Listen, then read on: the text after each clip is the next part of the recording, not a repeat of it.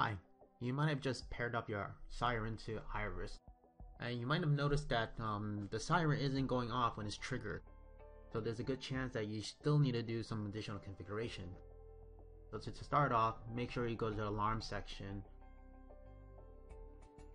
and go to alarm configurations, and make sure to enable these sections there. You notice this play siren sound when triggered. Enable this. There's a section for partial, which also has the play siren sounds when triggered. And there's a third part for safety/panic, which also has play siren sounds when triggered.